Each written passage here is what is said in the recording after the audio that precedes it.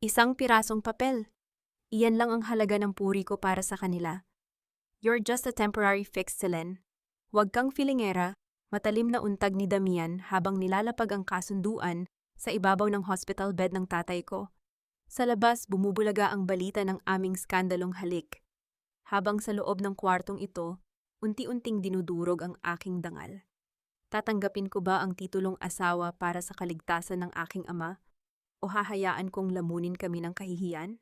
Paano kung ang lalaking magliligtas sa akin ang siya ring papatay sa aking puso? Huwag kang umasta na parang ikaw ang nawalan, Selen. You were just a business expense that went wrong. Pirmahan mo na ang kasunduan at tapusin na natin ang dula-dulang ito bago pa ako tuluyang mawalan ng pasensya sa iyo. Ang boses ni Damian Alarcon ay parang latigo na humahagupit sa katahimikan ng madilim na pasilyo ng ospital. Malamig. Walang pakiramdam. Ang mga salitang binitawan niya ay tila mga bubog na pilit isinisiksik sa lalamunan ni Selen. Bawat kataga ay may talim na humihiwa sa kanyang pagkatao. Sa loob ng silid na nasa kanilang harapan, naroon ang kanyang ama, nakikipagbuno sa kamatayan sa ilalim ng mga makinang tanging nagbibigay ng hininga rito. Sa mahigpit na pagkakahawak ni Selen sa isang maliit na supot ng plastik na naglalaman ng murang pandesal at isang tasang malamig na kape, naramdaman niya ang panginginig ng kanyang sariling mga daliri. Hindi pa siya kumakain mula kahapon. Ang perang huling natitira sa kanyang pitaka ay ibinayad na niya para sa isang unit ng dugo na kailangan ng kanyang tatay. Ngunit heto siya, tumatanggap ng bulyaw mula sa lalaking naging dahilan ng kanyang pagbagsak. Ang mantsa ng halik na kumalat sa mga balita ay tila isang sumpa na hindi na mabubura, isang mantsa na mas matingkad pa sa anumang dumi sa kanyang lumang suot. Nalaglag ang supot ng pandesal sa malamig na sahig ng ospital nang hindi niya namamalayan. Ang tunog ng pagbagsak nito ay tila isang hudyat ng tuluyang pagguho ng kanyang mundo. Hindi siya makahinga. Ang bawat hangin na kanyang nilalanghap ay tila may halong lason na nagpapasikip sa kanyang dibdib. Ang kanyang lalamunan ay tuyong-tuyo at ang bawat tibok ng kanyang puso ay isang paalaala ng kanyang pagkatalo. Sa paningin niya, ang matikas na tindig ni Damian ay unti-unting lumalabo, natatakpan ng isang makapal na ulap ng pait at kawalan ng pag-asa. Paano nagagawang ituring na negosyo ng isang tao ang buhay at dangal ng iba? Tiningnan ni Selen ang kanyang mga kamay. Ang mga kamay na buong buhay niyang ginamit sa pagbibilang ng mga sentimo ng may katapatan. Ang mga kamay na nag-alaga sa amang tanging kayamanan niya.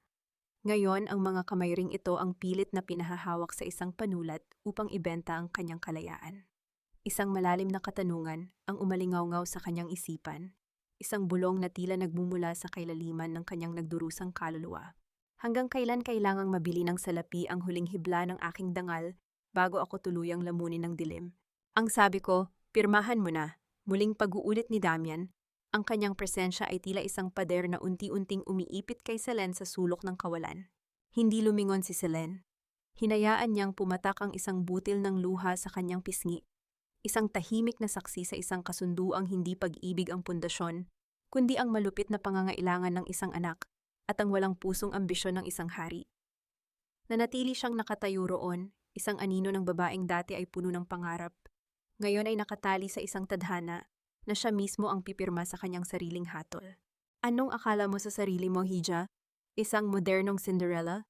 Sa tingin mo ba ang isang katulad mong hamak na auditor ay may puwang sa marangal na pamilya ng mga Alarcon? You are nothing but a gold digger in a cheap suit.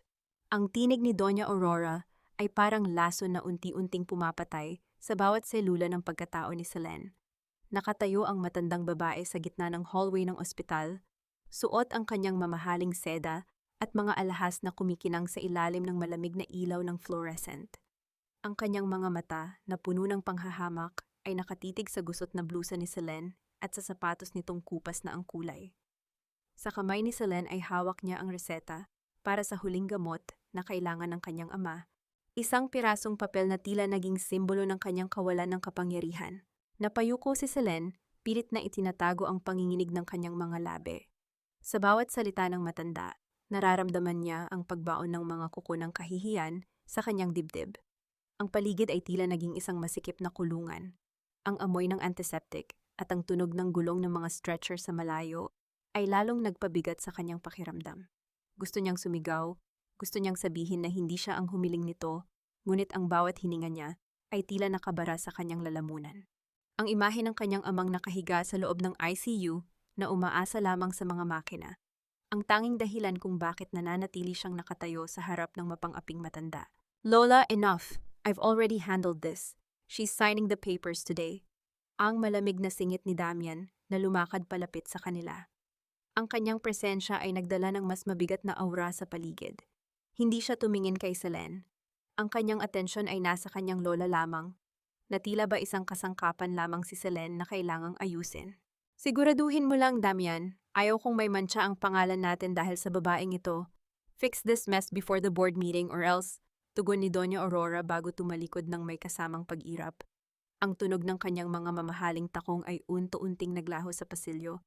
Iniiwan ang isang nakabibinging katahimikan. Iniharap ni Damian ang dokumento kay Selene. Pirmahan mo na ito. Ang tsekeng pambayad sa lahat ng gastusin sa ospital at ang operasyon ng tatay mo ay ibibigay ko sa sandaling matapos ka rito. It's a simple trade, Selene. Your freedom for your father's life. Don't make it more dramatic than it already is. Kinuha ni Selene ang bulpen. Ang bawat hagod ng tinta sa papel ay parang isang sugat na tinitistis sa kanyang puso. Ang kanyang pangalan, Selene Marquez, ay nakasulat na ngayon sa tabi ng pangalan ng lalaking kinamumuhian niya. Pagkatapos ay tumalikod siya, hindi na hinintay ang anumang salita mula kay Damian. Bumalik siya sa kanilang maliit na bahay sa huling pagkakataon. Ang bawat sulok ng lumang tahanan, ang amoy ng luto ng kanyang ama, at ang mga alaala ng kanilang simpleng buhay ay tila nagpapaalam sa kanya. Nilimas niya ang kanyang mga gamit sa loob ng isang luma at kupas na maleta. Ang bawat piraso ng damit na itinupi niya ay tila may kasamang luhang hindi na mailabas. Kinabukasan, isang itim na sasakyan ang sumundo sa kanya. Ang malaking gate ng Alarcon Mansion ay bumukas, na parang mga panga ng isang dambuhala na handa siyang lamunin. Habang naglalakad siya papasok sa engranding pintuan, sinalubong siya ng isang matalim na hangin. Hindi pa siya nakakahakbang ng tuluyan sa loob ng foyer nang isang mabilis na paggalaw ang humati sa hangin. Isang malakas na sampal ang dumapo sa pisngi ni Selene. Ang kanyang ulo ay nalingat sa lakas ng impact, at ang lasa ng dugo ay agad na gumuhit sa kanyang bibig. Sa harap niya ay nakatayo si Clara, ang pinsan ni Damian, na may nanlilisik na mga mata at isang ngising puno ng puot. Welcome to hell, you pathetic social climber. Huwag mong isiping magiging madali ang buhay mo rito. Ang bulong ni Clara na puno ng pagbabanta. Naiwang nakahawak si Selene sa kanyang namumulang pisngi. Ang kanyang paningin ay nakatitig sa marangyang sahig na ngayon ay tila naging isang malalim na hukay. Ito na ba ang kapalit ng buhay ng kanyang ama? Isang buhay na punong-puno ng latay at pait sa kamay ng mga taong ang tanging alam ay manakit? Ang bawat hakbang ni Selene sa makintab na sahig ng mansyon ay tila paglakad sa ibabaw ng manipis na salamin na anumang oras ay handang mabasag.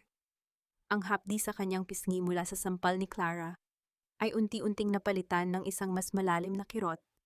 Ang bigat ng hangin sa loob ng bahay na ito na tila may nakatagong mga tinik sa bawat sulok. Ang marangyang chandelier na nakasabit sa kisame ay hindi nagbibigay ng liwanag sa kanyang pakiramdam, kundi tila mga matang nakatingin nang may paghatol sa kanyang bawat galaw. Dumating ang oras ng hapunan, isang seremonya ng katahimikan at panliliit.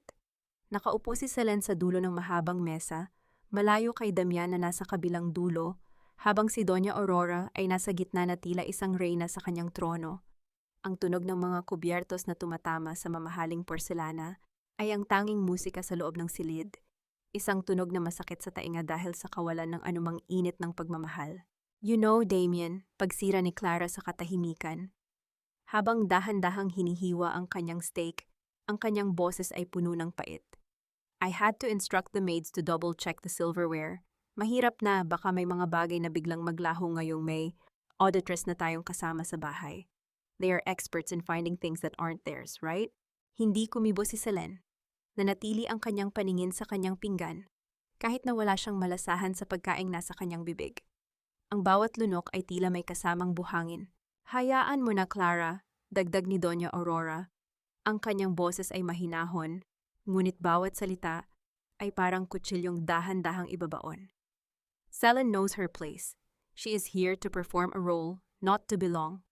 Ang isang ligaw na damo, kahit itanim sa gitna ng mga rosas, ay mananatiling damo. Ang kailangan lang ay siguraduhin na hindi ito makakasira sa hardin. Tiningnan ni Selene si Damien, umaasang makakita ng kahit kaunting pagtatanggol, ngunit ang lalaki ay nanatiling nakatitig sa kanyang pagkain.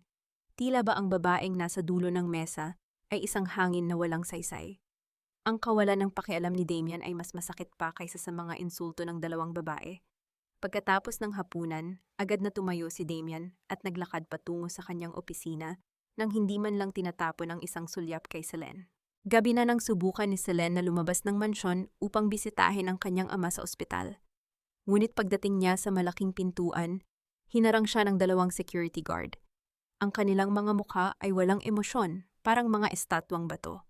Paumanhin, Ma'am Selene. May utos po si Doña Aurora at Sir Damien. Bawal po kayong lumabas nang walang kasama o permiso mula sa kanila, ang sabi ng isa sa mga gwardya. Pero kailangan kong makita ang tatay ko, pakiusap ni Selene. Ang kanyang boses ay nagsisimula ng mabasag. Sandali lang ako, pangako. Pasensya na po, ma'am. Ginagawa lang po namin ang trabaho namin. Dahan-dahang bumalik si Selene sa loob. Ang kanyang mga balikat ay bagsak sa bigat ng katotohanang siya ay isa na ngang bilanggo. Sa loob ng isang kulungang ginto. Nagtungo siya sa kusina, madilim na ang paligid, at tanging ang liwanag mula sa refrigerator ang nagbibigay ng anino sa dingding. Doon sa isang sulok, nakita niya ang mga tira-tirang pagkain sa isang lalagyan. Hindi siya nakakain ng maayos kanina dahil sa hiya at takot. Kinuha niya ang isang pirasong tinapay at naupo sa sahig ng kusina. Habang isinusubo ang malamig na pagkain, ang unang patak ng luha ay tuluyang kumawala sa kanyang mga mata. Kinagat niya ang kanyang labi upang pigilan ang anumang tunog ng paghikbi. Ang bawat nguya niya ay may kasamang alat ng sariling luha. Sa gitna ng karangyaan ng mansyong ito, nararamdaman niya ang pinakamatinding gutom. Hindi gutom sa pagkain, kundi gutom sa dignidad at katarungan. Paakyat na sana siya sa kanyang silid nang matigil siya sa tapat ng opisina ni Damian. Mula sa loob, narinig niya ang malakas na pagbagsak ng isang bagay sa ibabaw ng mesa. I don't care how you do it, find that document. Ang galit na sigaw ni Damian na umalingaw-ngaw sa pasilyo.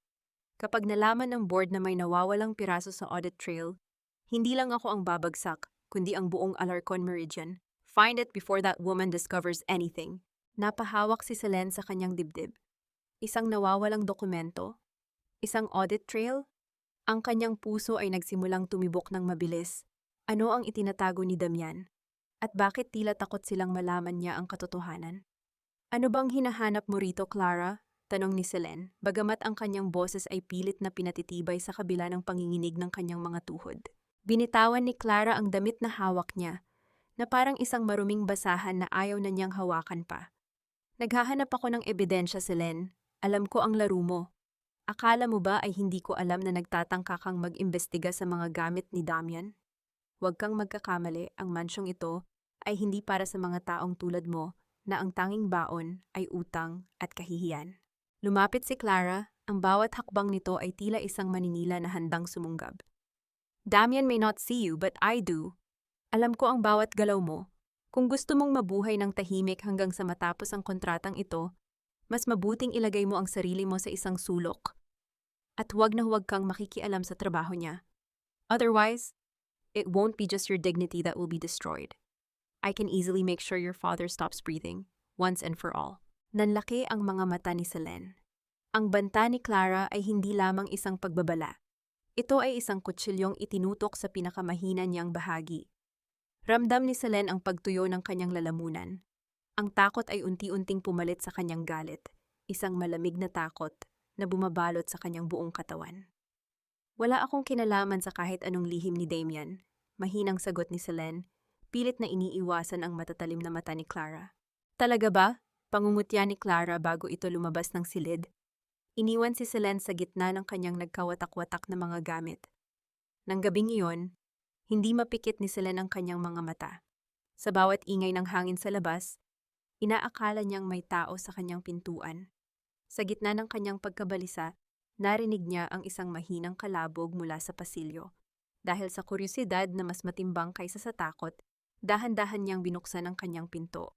Nakita niya si Damian, nakasandal sa pader, ang kanyang mukha ay puno ng pagod, at ang kanyang mga mata ay bahagyang namumula. Tila wala ito sa kanyang sariling katinuan. Nang makita ni Damian si Selene, agad itong lumapit. Amoy alak ang buong paligid nito. Bakit gising ka pa? Paus na tanong ni Damian. Bago pa man makasagot si Selene, biglang nawalan ng balanse ang lalaki. Agad na inalalayan siya ni Selene. Ang kanyang mga kamay ay dumaan sa likod ni Damian upang hindi ito tuluyang matumba. Sa sandaling iyon, ang init ng katawan ni Damian ay tumagos sa manipis na suot ni Selene. Damian, lasing ka! Bulong ni Selene. Sa gitna ng kanyang pagkalasing, hinawakan ni Damian ang mukha ni Selene. Ang kanyang mga mata, na karaniwang puno ng puot, ay ngayon ay tila naghahanap ng anino ng isang taong matagal na niyang kinalimutan. Mama? Bulong ni Damian. Naramdaman ni Selene ang pagbilis ng tibok ng kanyang puso. Hindi ito ang Damian na kilala niya. Ito ay isang lalaking durog, isang lalaking nakatago sa likod ng kapangyarihan. Sa kabila ng lahat ng pananakit nito sa kanya, ang puso ni Selene ay nakaramdam ng matinding awa. Dahan-dahan niyang inalalayan ang lalaki patungo sa silid nito. Nang maihiga niya si Damian, pilit na humawak ang kamay nito sa kanyang pulso. Hindi siya nito binitiwan. Sa loob ng silid na yon, sa gitna ng dilim at ng amoy ng alak at mamahaling pabango, tila huminto ang mundo. Ang distansya sa pagitan nila ay tila naglalaho at sa isang sandali, hindi na sila 2 taong pinagtagpo ng isang kontrata. Sila ay 2 kaluluwang kapwa-sugatan, kapwa naghahanap ng kanlungan sa gitna ng isang madilim na mansyon. Ano ang mangyayari sa susunod na araw? Alam ni Selene na ang sandaling ito ng kahinaan ni Damian ay maaaring maging simula ng kanyang tuluyang pagkasira. O baka ito ang susi sa lahat ng sagot na kanyang hinahanap. Kinabukasan, ang sinag ng araw na tumatagos sa kortina ng silid ni Damian ang gumising sa mga diwa ni Selene. Agad siyang napaupo, ang kanyang puso ay mabilis na tumitibok. Naalala niya ang nangyari kagabi, ang pag-aalaga niya kay Damian, ang mainit na hawak ng kamay nito sa kanyang pulso, ang bulong nitong mama. Dahan-dahan niyang tiningnan ang kama. Wala na si Damian. Ang lahat ng nangyari ay tila isang panaginip na pilit na binubura ng realidad ng mansyong ito. Bumangon si Selene at lumabas ng silid, ngunit bago pa man siya makarating sa hagdan, narinig niya ang boses ni Doña Aurora na puno ng babala mula sa ibaba. Damian, kailangan nating mapirmahan ang mga dokumentong ito bago ang board meeting. Huwag mong hayaang ang babaeng iyan ang maging dahilan ng pagbagsak ng ating legacy.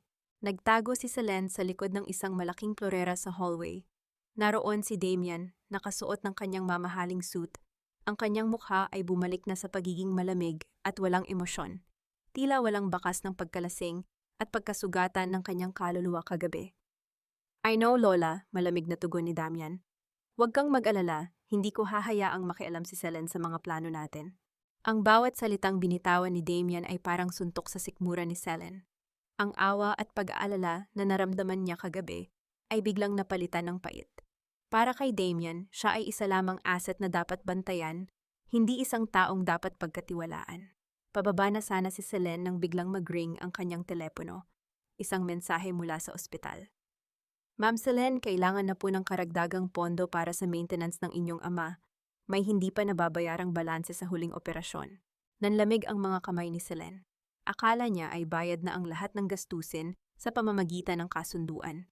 Mabilis siyang bumaba, hindi na inalintana kung makikita siya ni Damian.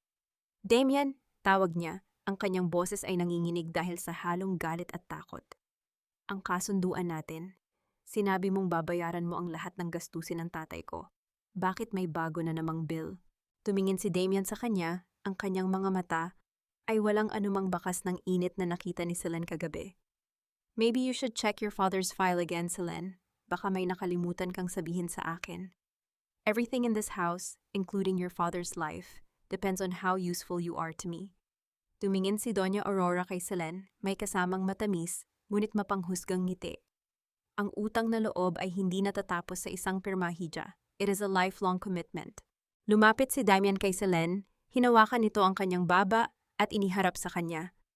If you want the money, prove to me that you are worth it. May isang charity event bukas, maging presentable ka. Huwag kang maging kahihiyan sa pamilyang ito. Kung magkamali ka, alam mo na ang mangyayari. Binitawan ni Damian ang baba ni Selene at naglakad palayo, iniiwan ang babae na nakatayo roon, basang-basa ng kahihiyan at desperasyon. Tiningnan ni Selene ang kanyang mga kamay. Naisip niya ang kanyang ama sa ospital. Naisip niya ang lahat ng sakripisyong ginawa niya. Dito niya napagtanto, hindi sapat ang maging tapat. Sa mundong ito, kailangan niyang matutong maging kasing lamig ng mga taong nakapaligid sa kanya para mabuhay. Habang naglalakad siya pabalik sa kanyang silid, nakita niya si Clara na nakatingin sa kanya mula sa itaas ng hagdan. May hawak na basong alak at isang mapanirang ngiti. Good luck bukas, Selene. I hope you're ready for the spotlight because everyone is waiting for you to fail. Hindi sumagot si Selene. Dire-diretso lang siyang naglakad, ngunit sa loob ng kanyang isipan, isang matinding pasya ang nabuo. Bukas, sa charity event na iyon, hindi siya papayag na maging biktima na lang. Gagamitin niya ang gabi para ipakita na ang isang auditor ay hindi lamang mahusay sa bilang. Mahusay rin siyang magbasa ng mga taong nakapaligid sa kanya. Ang liwanag ng mga kristal na chandelier sa ballroom ay tila mga matang mapanghusga na nakatutok sa bawat hakbang ni Selene. Suot ang isang simpleng telang seda na pinili pa para sa kanya ni Clara, isang kulay na tila ginawa para ipakita ang kanyang kaputlaan. Pakiramdam ni Selene ay isa siyang manika na ipinaparada sa harap ng mga taong ang tanging libangan ay ang pagpuna sa kapintasan ng iba. Remember, bulong ni Damian. Habang inaalalayan si Selene patungo sa gitna ng bulwagan, ang kanyang kamay ay mahigpit na nakahawak sa siko ng babae, isang hawak na higit pa sa pag-aalalay, kundi pagkontrol. Smile, huwag kang maging estatwa. Kung may lumapit na reporter, just be brief. You are the Alarcon wife, act like one. Tumingala si Selene, pilit na iniaangat ang kanyang baba. I am not an accessory, Damian. I am a person. Tumawa ng mahina si Damian, isang tawang walang kinalaman sa saya. In this room, everyone is an accessory to someone else's power. Either you play the part or you get crushed. Sa kalagitnaan ng gabi, habang nag-iisa si Selene malapit sa buffet table, isang matandang ginang ang lumapit sa kanya. Si Doña Mercedes, isang maimpluwensyang may-ari ng mga bangko at matagal na kaalyado ng pamilya Alarcon. So you're the woman who caught Damian's eye, anang ginang, ang kanyang boses ay may halong pag-aalinlangan. Marami akong narinig tungkol sa iyong nakaraan, Selene. Sinasabing ang iyong pamilya ay galing sa laylayan. How does it feel to be here, surrounded by luxury that you could never afford? Naramdaman ni Selene ang pag-init ng kanyang pisngi. Hindi dahil sa hiya, kundi dahil sa paghamon. Tiningnan niya ang donya ng diretso sa mga mata. Doña Mercedes, the luxury in this room is built on numbers and figures. And as an auditor, I know that numbers never lie. Even the most expensive clothes can hide the most hollow foundations. Hindi ang suot ko ang nagtatakda ng aking halaga, kundi ang integridad na dinala ko rito mula sa aming tahanan. Natigilan ang matandang ginang, hindi inaasahan ang matapang na sagot. Sa kabilang dako ng ballroom, nakita ni Damian ang buong eksena. Ang kanyang mga mata ay nanlaki ng kaunti. Hindi sa inis, kundi sa isang kakaibang interes. Ngunit hindi ito nagtagal. Biglang tumunog ang mikropono sa entablado. Si Clara ay umakyat, may hawak na isang sobre. Good evening, everyone. Before we proceed to the donations, my cousin Damian and his wife Selene have a special announcement regarding the recent audit issues of Alarcon Meridian. Nanlamig ang buong katawan ni Selene. Hindi ito napag-usapan. Tiningnan niya si Damian, ngunit ang lalaki ay abala sa pag-aayos ng kanyang kurbata. Ang kanyang mukha ay blanco, isang bitag. Ito ay isang bitag na inihanda ni Clara para ipahiya siya sa harap ng mga investors. Selene, tawag ni Clara, ang mikropono ay nakatapat sa kanya. Bakit hindi mo ipakita sa kanila ang file na hawak mo tungkol sa mga maling kalkulasyon na ibinibintang mo sa mga loyal employees namin? Come up here. Ang paligid ay biglang tumahimik. Ang lahat ng mata ay nakatingin sa kanya. Kung aakyat siya, mapapahiya siya kung wala siyang maipakita. Kung hindi siya aakyat, mapapahiya ang pangalan ng Alarcon. Ang pagpipilian ay maliwanag. Ang kanyang dangal o ang kanyang kaligtasan. Huminga ng malalim si Selene. Sa kanyang isipan naalala niya ang bawat dokumentong sinuri niya sa gabi-gabi habang lahat ay tulog sa mansyon. Alam niya ang totoo. Hindi siya susuko ng basta-basta.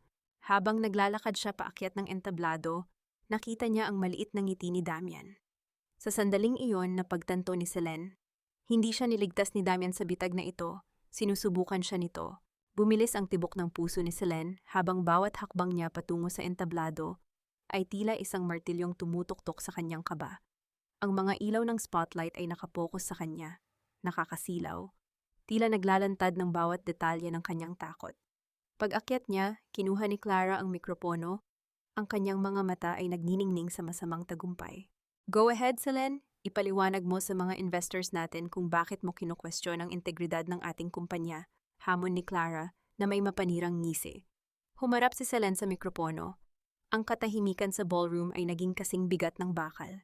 Ramdam niya ang mga matang nakatingin sa kanya. Ang ilan ay naghihintay ng kanyang pagbagsak. Ang ilan ay naghihintay ng gulo. Tiningnan niya si Damian sa baba ng entablado. Ang lalaki ay nakahalokip-kip. Ang mukha ay isang misteryong hindi mabasa. Ang integridad ay hindi lamang isang salita, Clara. Panimula ni Selene, ang kanyang boses ay nanginginig, ngunit unti-unting tumatatag. Ito ay isang pagsusuri ng katotohanan. Dinukot ni Selene ang isang maliit na tablet mula sa kanyang maliit na clutch bag. Sa loob ng ilang araw na pananatili niya sa mansyon, hindi siya natulog para lamang mag-aral. Pinag-aralan niya ang mga ledger na iniwan ni Damian sa kanyang study, mga dokumentong akala ng lahat ay ligtas, dahil walang nakakaunawa sa mga nakatagong codes nito. Hindi ko kino-question ang kumpanya. Pagpapatuloy ni Selene, ang boses niya ay lalong lumakas, umaalingaw sa buong bulwagan. Ang sinusuri ko ay ang mga hindi autorisadong transaksyon na dumadaloy sa isang subsidiary na hindi naman nakalista sa ating public audit. Kung titingnan natin ang mga numerong ito, ipinakita niya sa malaking screen sa likod ang mga dokumentong kusa niyang na-access gamit ang kanyang kakayahan bilang isang eksperto. Biglang nagbago ang kulay ng mukha ni Clara. Ang ngisi nito ay napalitan ng pait at kaba. Si Doña Aurora, na nakaupo sa harap, ay napatayo ng bahagya. Ang kanyang mga kamay ay mahigpit na nakahawak sa kanyang baston. Ito ay mga pondo na inililipat sa isang pribadong account sa ibang bansa.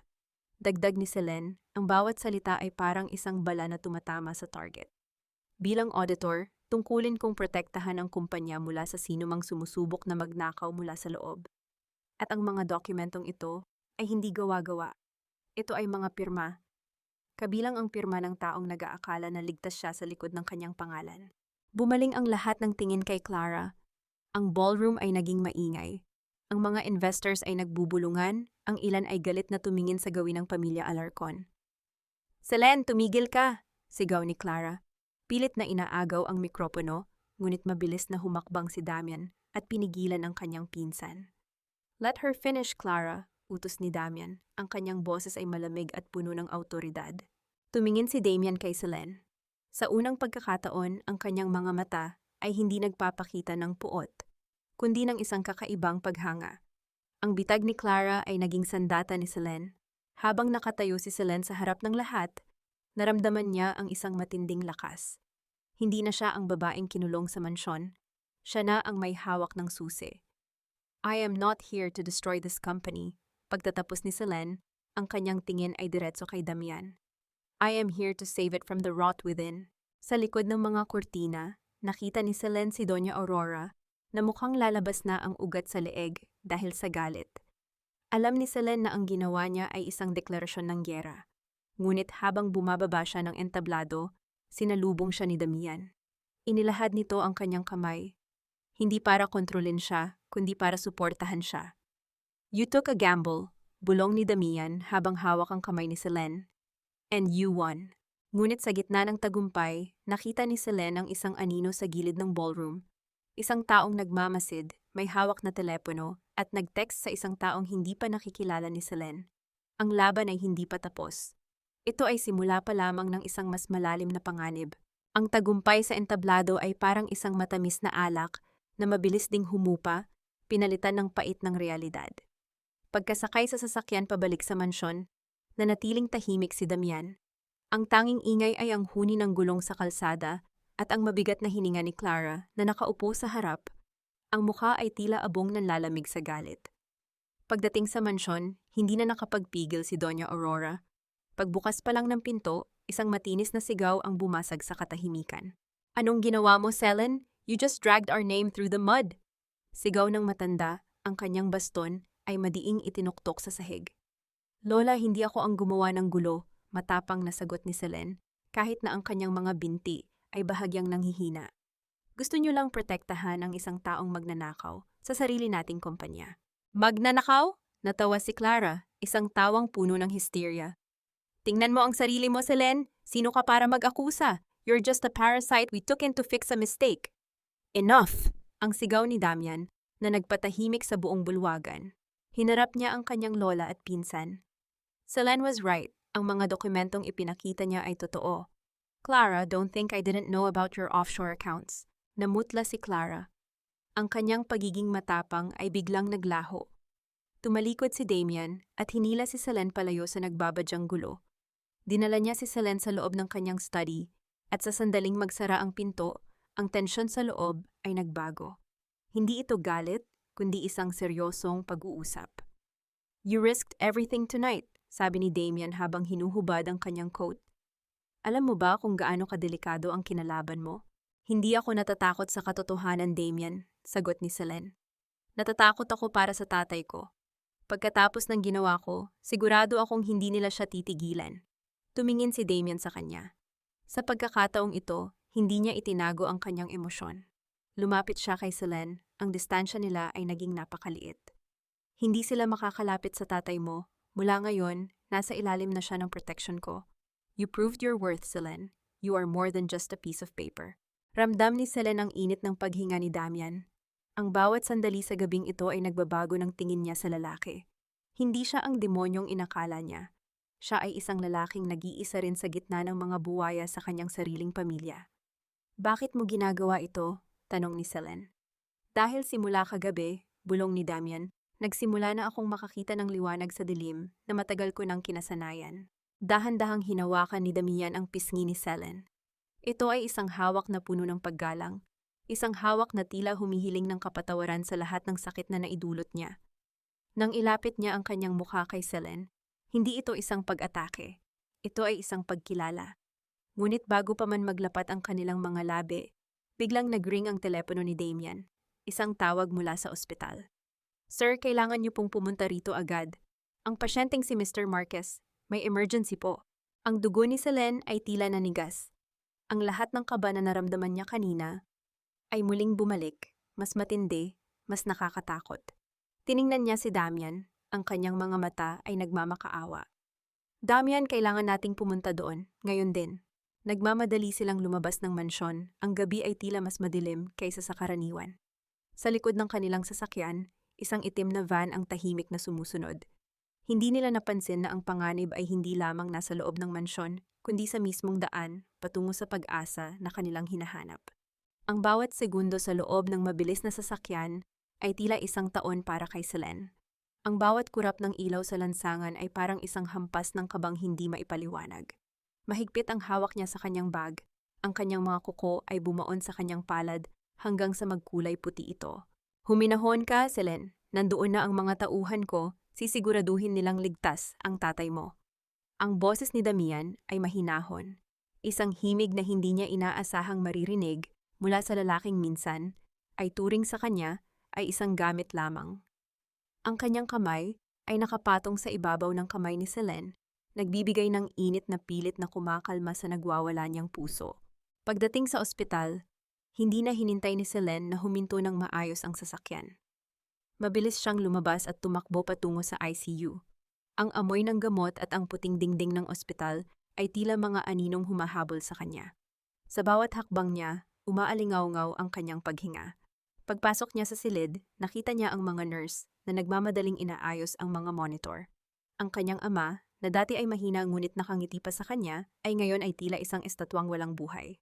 Anong nangyari? Tanong ni Selene, ang boses ay halos pabulong dahil sa tindi ng takot. Ma'am, nagkaroon po siya ng biglaang pagtaas ng presyon at cardiac arrest.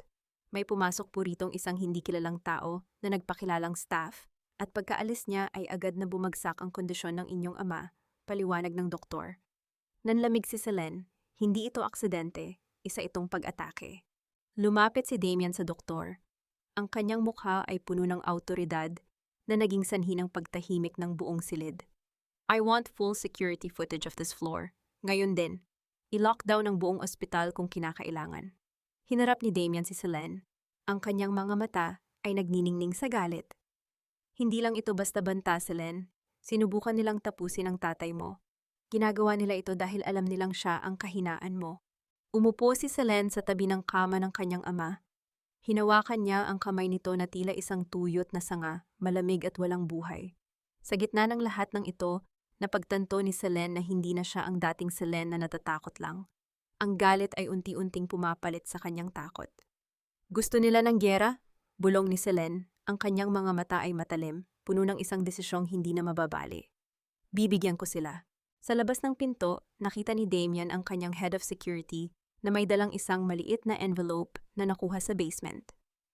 Ibinigay ito kay Damian. Nang buksan niya ito, isang litrato ng mansyon ang bumungad sa kanya.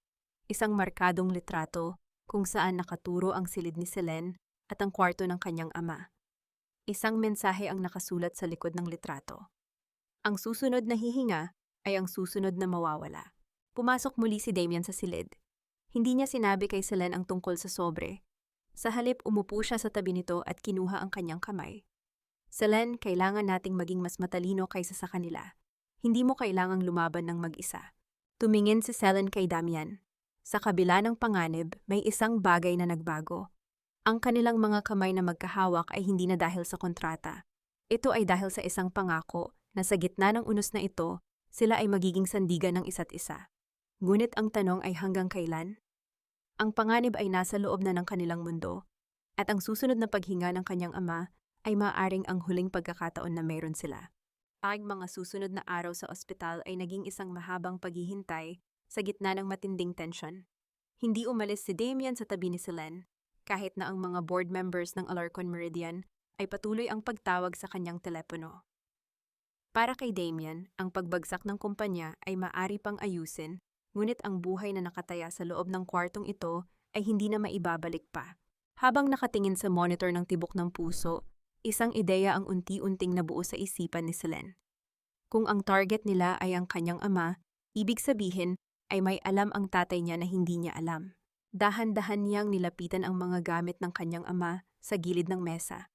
May isang lumang pitaka, isang notebook, at isang maliit na susi na laging nakatago sa bulsa ng tatay niya. Kinuha niya ang notebook, isang lumang diary na puno ng mga numerong hindi maintindihan.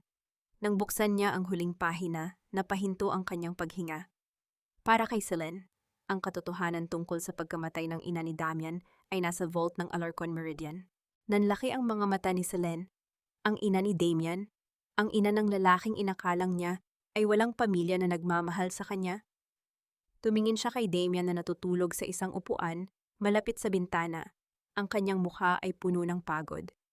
Ito ang sikretong ikinamatay ng ina ni Damian, naisip ni Selene. At ito rin ang dahilan kung bakit gustong itago ni Doña Aurora ang lahat. Biglang gumalaw ang kanyang ama, dahan-dahang idinilat nito ang kanyang mga mata. Selene, mahinang bulong nito.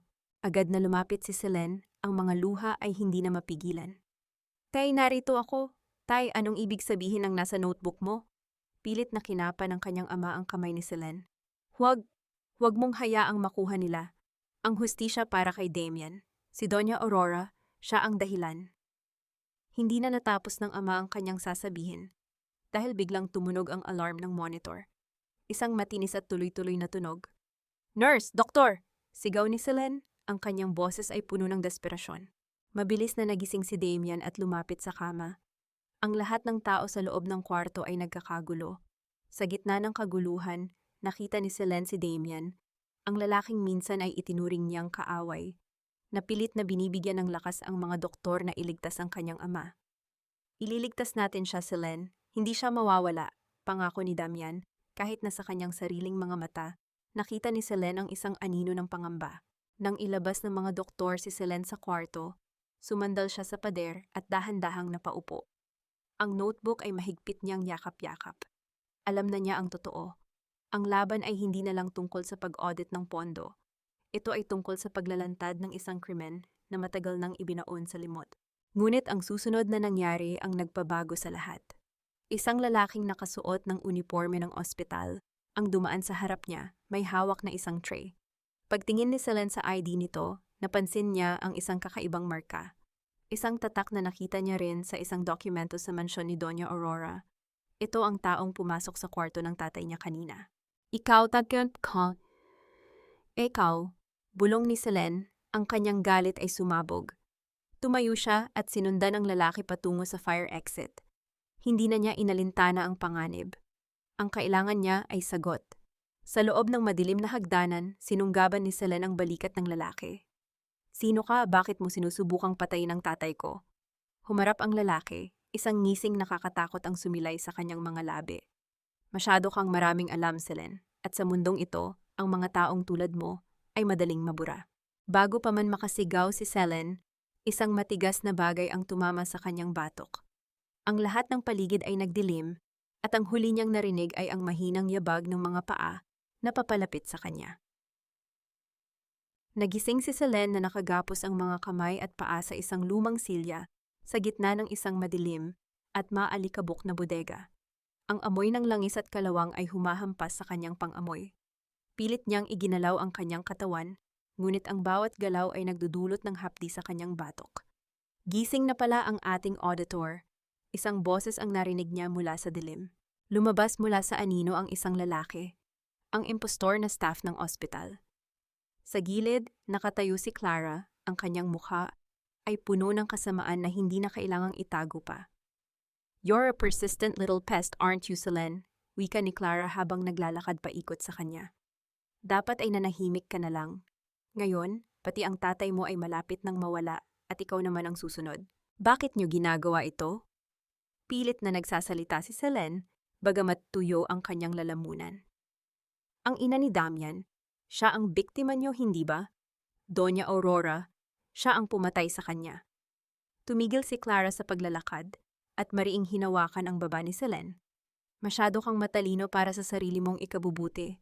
Oo, si Lola ang nag-utos. Ang ina ni Damian ay isang banta sa trono ng mga Alarcon noon, kaya kailangan siyang alisin, at ngayon ikaw naman ang nagiging banta. Hindi kayo magtatagumpay, matapang na sagot ni Selene. Alam na ni Damian ang lahat. Tumawa si Clara ng malakas. Damian, he is too busy trying to keep the company from collapsing to even notice that you're gone. At sa oras na mahanap ka niya, isa ka na lang malamig na bangkay. Sa mansion, hindi mapakali si Damian. Ang kanyang mga tauhan ay nag-uulat na wala si Selene sa ospital. At ang mga CCTV footage ay nagpapakita ng isang lalaking nakasuot ng uniforme na huling nakita siyang kasama.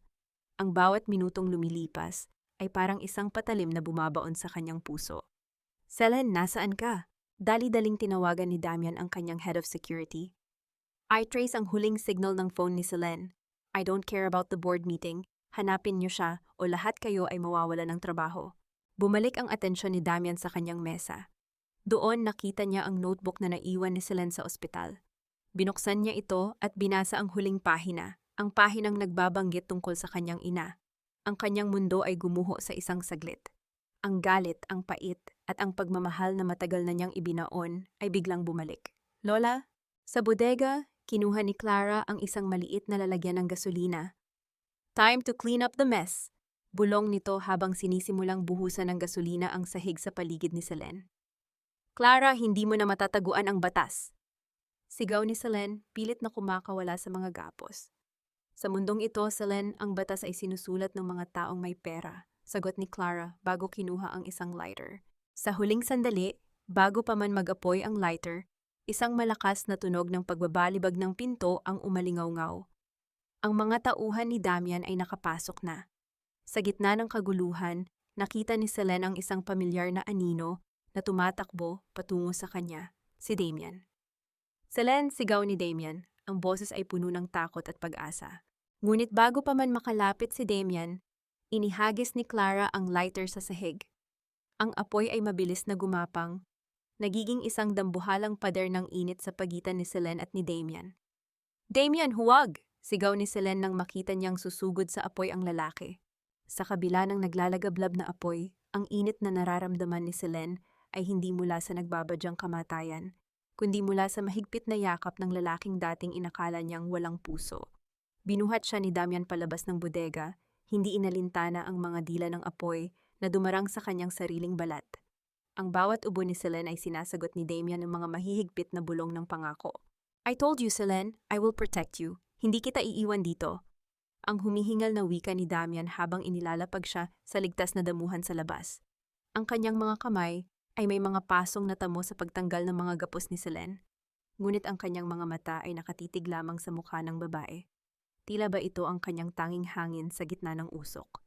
3 araw matapos ang trahedya sa bodega, ang Alarcon Meridian Grand Gala ay nagsimula.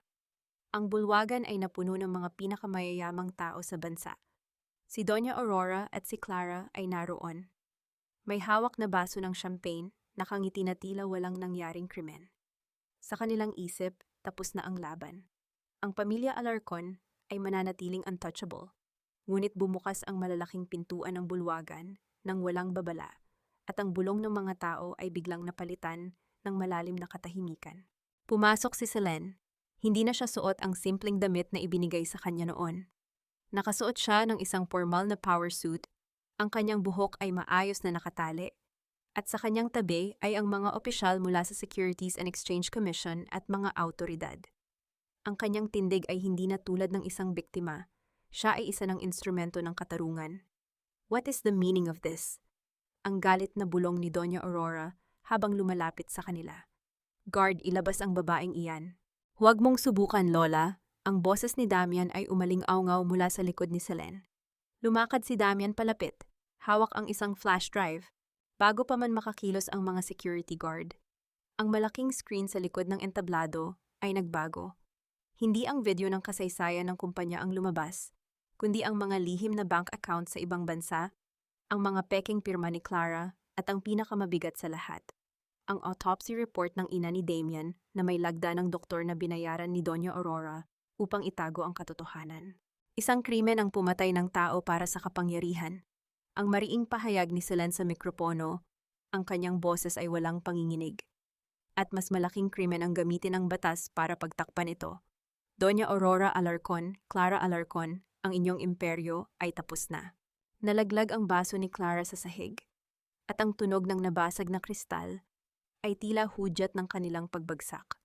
Ang mga pulis ay mabilis na lumapit at pinalibutan sila. Si Doña Aurora ay napahawak sa kanyang dibdib. Ang kanyang mukha ay namuti sa labis na galit at takot bago tuluyang mapaupo sa sahig dahil sa biglaang panghihina. Humarap si Damian sa lahat ng tao sa ballroom. Kinuha niya ang mikropono mula kay Selene. Ang kasunduan namin ni Selene ay nagsimula sa isang kasinungalingan upang iligtas ang kumpanyang ito. Ngunit sa harap ninyong lahat, gusto kong malaman niya na ang pagmamahal ko sa kanya, iyon ang tanging katotohanan sa buhay ko. I made a mistake of doubting her, and I will spend the rest of my life making up for it. Tumingin si Damian kay Selene, ang kanyang mga mata ay nagmamakaawa ng kapatawaran at bagong simula. Ngunit dahan-dahang hinubad ni Selene ang kanyang wedding ring. Inilapag niya ito sa palad ni Damian. Salamat sa pagliligtas sa akin, Damian, bulong ni Selene habang ang luha ay pumatak sa kanyang pisngi. Ngunit hindi sapat ang pag-ibig para burahin ang sugat ng nakaraan. Kailangan ko munang hanapin ang sarili ko na walang anino ng pamilya mo. Tumalikod si Selene at naglakad palabas ng bulwagan. Iniiwan si Damian na nakatayo sa gitna ng entablado, hawak ang gintong singsing na tila ba ito na ang huling koneksyon niya sa tanging babaeng nagturo sa kanya kung paano magmahal ng tunay. May mga sugat na hindi kayang hilumin ng mabilisang salita, kundi ng marahang hampas ng alon sa pampang at ng malamig na simoy ng hangin sa probinsya. Matapos ang bagyong yumanig sa kanilang mga buhay sa Maynila, ipinasya ni Selene na dalhin ang kanyang nagpapagaling na ama sa isang maliit na bayan sa Batangas, kung saan ang tanging maririnig ay ang bulong ng kalikasan at ang payapang takbo ng oras. Bago sila umalis, isang tahimik na tagpo ang naganap sa kwarto ng ospital. Habang natutulog si Tatay Pedring, pumasok si Damian. Walang kasamang mga bodyguards. Walang mamahaling suit, kundi isang simpleng lalaki na may dalang mabigat na pagsisisi sa kanyang dibdib. Lumuhod si Damian sa tabi ng kama ng matanda. Hinawakan ang nangungulubot nitong kamay at humingi ng tawad para sa lahat ng sakit na naidulot ng pamilya Alarcon. Nang magising si Tatay Pedring, hindi galit ang sumalubong kay Damian, kundi ang mapagpalayang tingin ng isang ama. Ang pagpapatawad, iho, ay hindi parang switch ng ilaw na madaling pindutin. Ang mahinang wika ng ama ni Selene. Ngunit nakikita ko sa iyong mga mata ang katapatan. Kung tunay mong mahal ang anak ko, matuto kang maghintay hanggang sa maging buo muli ang kanyang puso. 2 buwan ang lumipas. Sa maliit na kubo malapit sa dalampasigan, abala si Selene sa pagsasampay ng mga nilabhang damit. Ang kanyang mukha ay may bakas na ng kulay at sigla, malayo sa maputla at pagod na mukha niya noong nasa mansyon pa siya. Habang inaayos ang isang puting kumot, isang pamilyar na anino ang humarang sa sikat ng araw. Nabitawan ni Selene ang sipit ng damit nang makita niya si Damian. Nakatayo ito sa buhanginan, nakasuot ng simpleng puting linen shirt at nakayapak. Wala na ang mapagmataas na CEO ng Alarcon Meridian. Ang naroroon ay ang lalaking handang ibaba ang lahat ng kanyang kapangyarihan para lamang makasama siya. Damian, anong ginagawa mo rito? Ang gulat na tanong ni Selene, habang ang kanyang puso ay mabilis na tumitibok. Isang pamilyar na kaba na matagal niyang sinubukang ibaon. Nandito ako para tulungan ka, simpleng sagot ni Damian. Lumapit ito at pinulot ang sipit na nalaglag. Pagkatapos ay tinulungan siyang iangat ang mabigat na palanggana ng mga basang damit. Ang kanilang mga balat ay muling nagkadikit. Isang kuryente ng pangungulila ang gumuhit sa kanilang mga sistema. Naupo sila sa isang lumang troso. Sa dalampasigan habang lumulubog ang araw, nagpapakulay ng orange at purpura sa kalangitan. Ang tunog ng alon ay nagbigay ng banayad na musika sa kanilang pag-uusap. Kumusta ang kumpanya? Tanong ni Selene, nakatingin sa malayo. I resigned as the CEO. Pag-amin ni Damian na ikinalingon ni Selene sa kanya nang may pagkagulat. I liquidated my shares and created a trust fund for the victims of my grandmother's financial schemes. Gusto kong simulan ang buhay ko ng malinis, Selene. Walang bahid ng dumi ng nakaraan. Tumingin si Damian ng diretso sa mga mata ni Selene. Hindi ako nandito para pilitin kang bumalik sa akin. Nandito ako dahil gusto kong patunayan na karapat-dapat ako sa pag-ibig mo. No more contracts, no more lies. Dinukot ni Damian ang isang malinis na piraso ng papel mula sa kanyang bulsa at ibinigay ito kay Selene. Walang nakasulat doon kundi ang kanyang lagda sa pinakaibaba. Ito ang bagong kasunduan natin, Selene. Bulong ni Damian, ang kanyang boses ay puno ng emosyon. Sulat mo rito ang lahat ng gusto mo.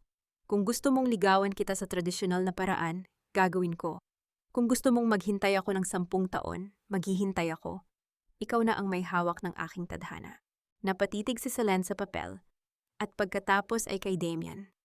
Ang pader na binuo niya sa kanyang puso, sa loob ng 2 buwan, ay unti-unting nagkakaroon ng lamat. Ngunit bago pa man siya makasagot, isang pamilyar na boses ang tumawag sa kanila mula sa direksyon ng kubo, ngunit may kasamang kakaibang yabag ng paa na nagmula sa likod ng mga puno ng niyog.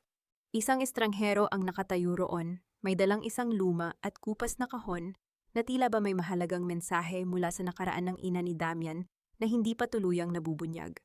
Dahan-dahang lumapit ang matandang lalaki, ang kanyang mga hakbang sa buhanginan ay may kabigatan ng mga taong nagdala ng lihim sa loob ng mahabang panahon. Inabot niya kay Damian ang kupas na kahon.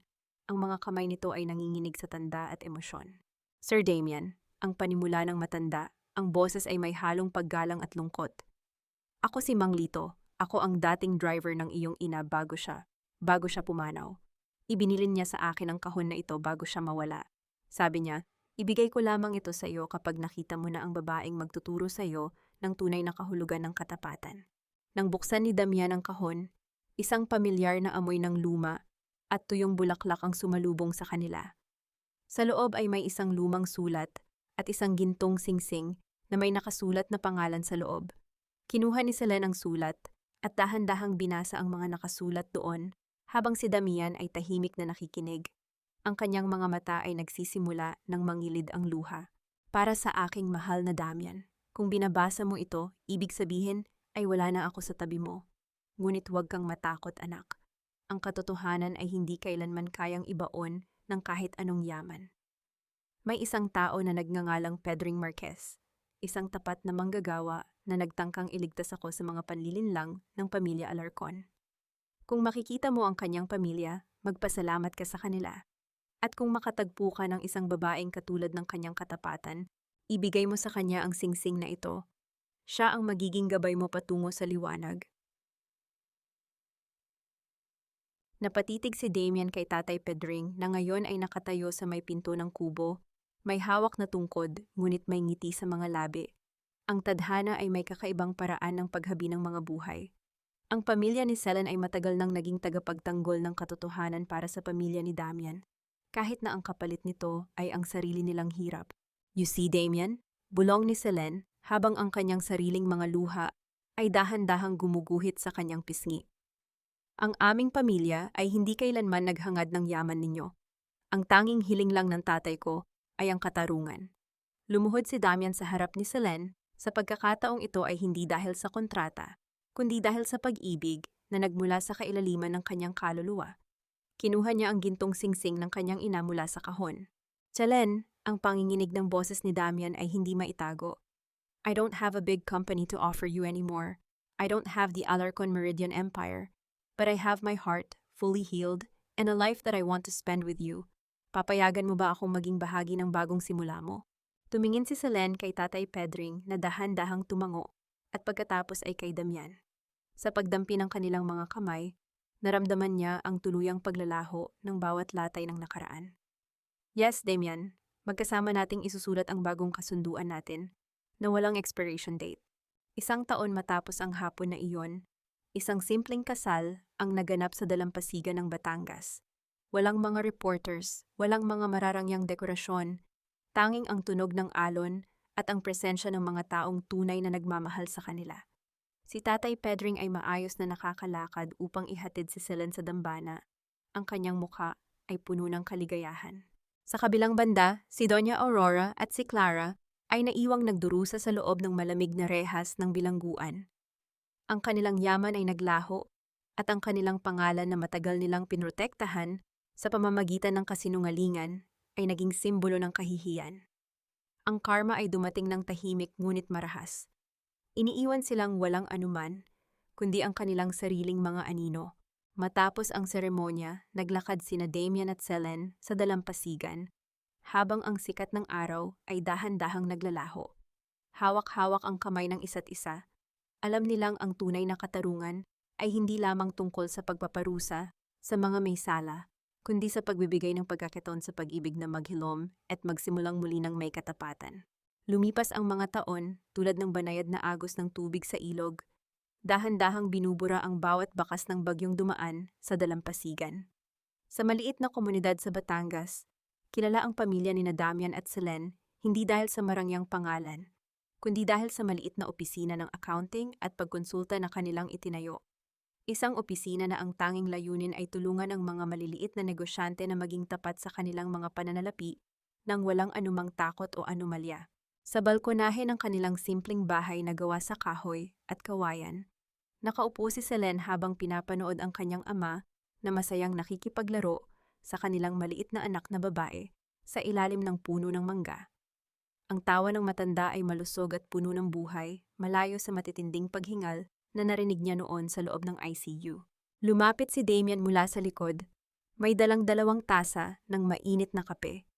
Inilapag niya ang isa sa tabi ni Selen at dahan-dahang ipinatong ang kanyang kamay sa balikat ng asawa. Ang haplos nito ay puno ng init, isang paalala na ang bawat sakripisyo na kanilang pinagdaanan ay may katapat na gantimpala sa dulo. Iniisip mo pa rin ba sila, Selen? Mahinang tanong ni Damian, habang ang kanyang tingin ay nakatutok din sa kanilang anak. Huminga ng malalim si Selen at sumandal sa dibdib ni Damian. Minsan, ngunit hindi na dahil sa galit. Iniisip ko sila dahil umaasa ako na sa loob ng rehas na yon, makatagpo rin sila ng sarili nilang kapayapaan sa pamamagitan ng pag-amin sa kanilang mga pagkakamali. Ang pagpapatawad ay hindi nangangahulugang pagbura sa kasaysayan yung sakit, kundi ang pagtanggap na ang nakaraan ay wala ng kapangyarihan na sirain ang kasalukuyan. Pinatawad na ni Selen sina Doña Aurora at Clara, hindi dahil karapat-dapat sila sa kapatawaran, kundi dahil karapat-dapat ang kanyang sariling puso sa kapayapaan. Si Damian din ay tuluyan ng nakalaya sa anino ng kanyang pamilya, natutunan niyang ang tunay na yaman ay hindi nasusukat sa laki ng kumpanya, kundi sa katapatan ng taong kasama mo sa bawat paggising sa umaga. Alam mo, Damian, bulong ni Selen habang nakatingin sa dahan-dahang paglubog ng araw sa abot-tanaw. Natutunan ko na ang katapatan ay parang isang liwanag sa madilim na silid. Maaaring mahirap itong panatilihing buhay kapag malakas ang hangin ng kasakiman. Ngunit sa sandaling magtagumpay ito, wala nang anumang kadiliman ang kayang lumapit. Ngumiti si Damien at hinalikan ang tuktok ng ulo ni Selene. At salamat dahil ikaw ang naging liwanag ko nang tuluyan na akong maligaw sa dilim. Dito nagtatapos ang kwento ng dalawang kaluluwang pinagtagpo ng isang peking kontrata, ngunit pinag-isa ng isang tunay na katarungan. Sa huli, ang buhay ay hindi isang laro ng kapangyarihan at pera. Ang pinakamayamang tao ay ang may pinakatahimik na gabi, dahil alam niyang sa bawat pagpikit ng kanyang mga mata, siya ay nabubuhay ng walang anumang kasinungalingan. Ligtas sa bisig ng taong nagturo sa kanya kung paano magmahal ng buong katapatan.